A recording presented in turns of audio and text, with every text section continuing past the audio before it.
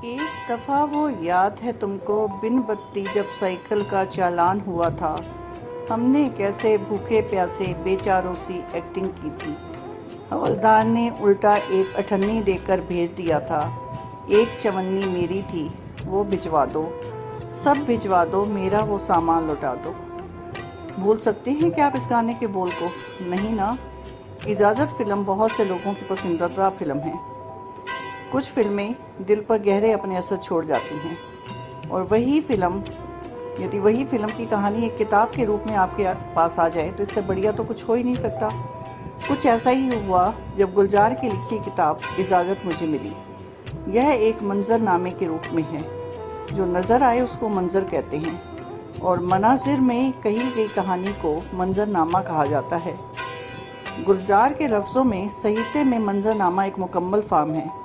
यह एक ऐसी विधा है जिसे पाठक बिना किसी रुकावट के रचना का मूल आस्वाद लेते हुए पढ़ सकते हैं। लेकिन इसका उद्देश्य तो यही रहता है कि पाठक इसके फॉर्म से रूबरू हो सके, और दूसरा यह है कि टीवी और सिनेमा में दिलचस्पी रखने वाले लोग यह देख सकें कि किसी कृति को किस तरह से मंजरनामे की शक्ल दी जाती है। फिल्म इजाज़त का मंजरनामा फिल्म की तरह ही रोचक है। इस फिल्म को अगर हम औरत और मर्द के जटिल रिश्तों की कहानी कहते हैं तो भी ये बात साफ हो जाती है।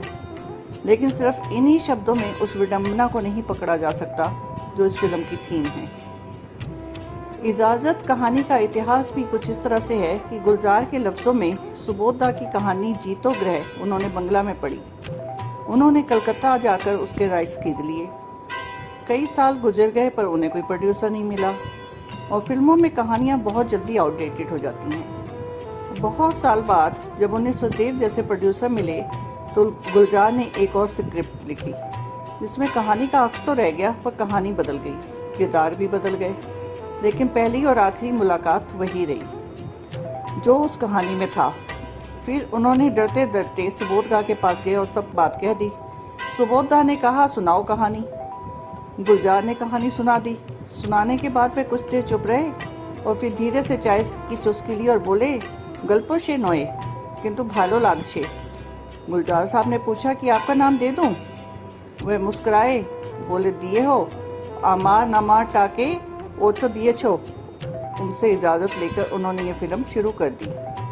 पानी की तरह बहती हुई इस कहानी में जो चीज़ सबसे अहम है वह इंसानी एहसास की बेहद महीन अक्कासी जिसे गुलजार ही साध सकते थे।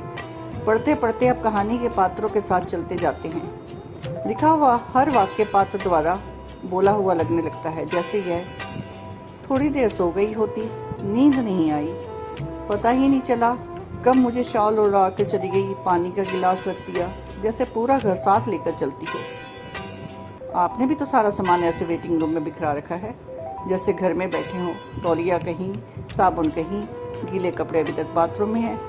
ये तो मैं थी तो या अब तक वही हालात हैं? कुछ घर जैसा ही लग रहा है ना सुधा जी? तुम्हें कुछ पूछना है मुझसे? ज़रूरत है? देखो, जो हुआ उसे बदला नहीं जा सकता। आदमी पछता सकता है, माफ़ी मांग सकता है। मैंने तुम्हारे साथ बहुत ज्यादती की। सुधा ने बात बदल दी, पूछा, माया कैसी है? थोड़ी खामोशी के बाद महेंद्र ने जवाब दिया, तुम्हें याद है जब हम कुदरे मुख से वापस आए थे? हाँ, उस दिन आपका जन्मदिन था। उसी दिन एक फ़ोन आया था और आपको ज़रूरी काम से बाहर जाना पड़ा था। तुम्हें सब याद है। वहाँ मैं हॉस्पिटल गया था। उस रात माया ने खुदकशी करने की कोशिश की थी। उस वक़्त तुम्हें मैं बताना मुनासिब नहीं समझा और चला गया। उसके बाद उसको लगातार मिलता रहा। उसको बचाना अपना फ़र्ज़ महसूस हुआ।